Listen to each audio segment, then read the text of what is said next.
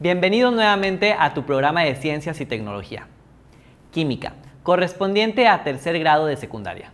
Nos complace mucho poder acompañarte en esta aventura y apoyarte para enfrentar y superar los retos y obstáculos que se presenten durante este trayecto. El día de hoy te dedicarás a conocer más sobre los materiales y las sustancias que componen al mundo, así como de las interacciones entre ellas para crear precisamente nuevos materiales. Esperamos puedas reconocer esta información en las cosas que te rodean en tu día a día, así como los beneficios y riesgos que representa su presencia en tu vida, en tu entorno y en tu comunidad.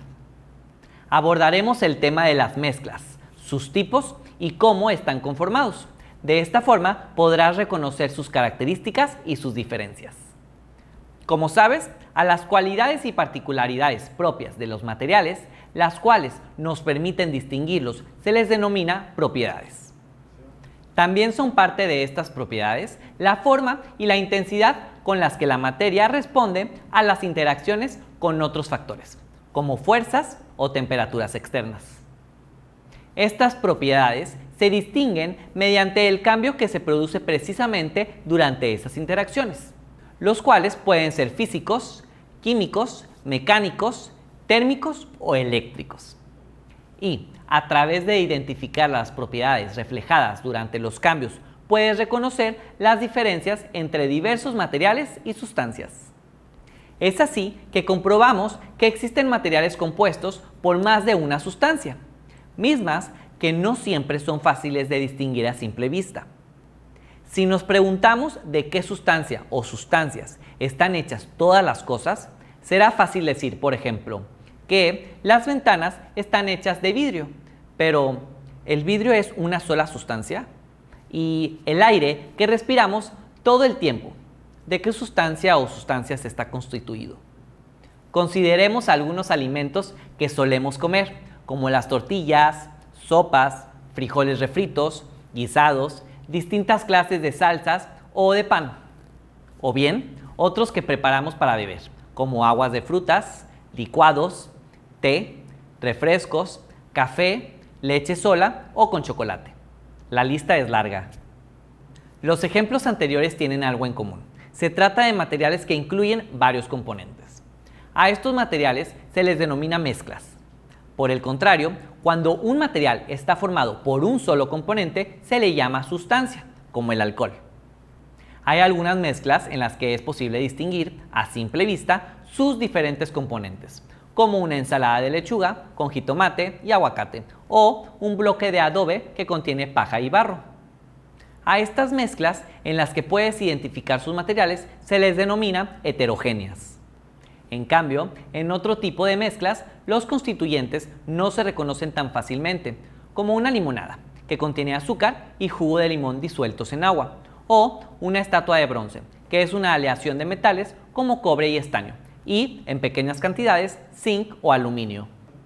Estas mezclas están compuestas por dos partes. 1. El soluto, la sustancia que está en menor proporción, y 2. El disolvente, la sustancia que está en mayor proporción. Una disolución puede tener uno o más solutos.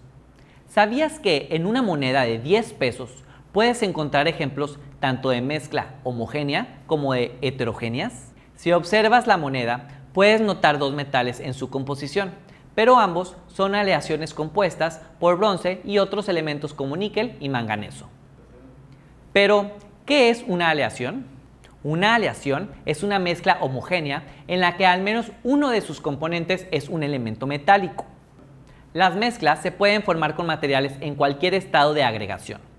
El agua con alcohol, las aleaciones y el aire que respiras son mezclas en estado líquido, sólido y gaseoso, respectivamente. Hay otras mezclas homogéneas cuyos componentes tienen diferentes estados de agregación, como la combinación de mercurio líquido y plata sólida, que resulta en un sólido que se usaba para reparar muelas picadas, o la mezcla entre agua y azúcar, en la cual se obtiene un líquido. En muchas mezclas homogéneas, sus componentes tienen el mismo estado de agregación, y esto puede hacer difícil la identificación de cada uno. Por el contrario, en las mezclas heterogéneas es posible observar dónde acaba un componente y dónde empieza otro.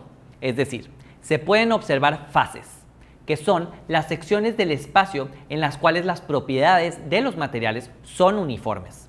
Al componente de mayor proporción se le conoce como fase dispersante y al de menor proporción como fase dispersa. Por ejemplo, en una mezcla de agua y aceite se pueden distinguir al menos dos fases. Si tratas de clasificar todas las mezclas que encuentres en homogéneas y heterogéneas, notarás que algunos casos son más complicados que otros. Por ejemplo, la leche, la neblina o el agua lodosa. No son mezclas homogéneas porque en ellas se puede identificar algo más que agua o aire. Tampoco son heterogéneas porque el otro componente es difícil de identificar. A estos tipos de mezcla se les conoce como coloides y suspensiones o emulsiones, dependiendo del tamaño de las partículas que las forman. ¿Sabías que si agitas una mezcla de agua y aceite, generas una emulsión? En esta, pequeñas gotas de una de las sustancias, aceite, se encuentra visiblemente suspendida en la otra, agua. Si se deja reposar, se separan en dos capas distintas. Ejemplos de esto son las vinagretas que acompañan las ensaladas o los chiles en escabeche que compras en la tienda. En ambos casos, el vinagre cumple la función del agua. Ha llegado el momento de aplicar lo aprendido. Para ello, necesitarás lo siguiente: 3 vasos transparentes, colorante vegetal líquido, sal, tierra o grava, una cuchara, agua mineral. Número 1. Llena un vaso con agua mineral y agrega unas gotas de colorante. Número 2.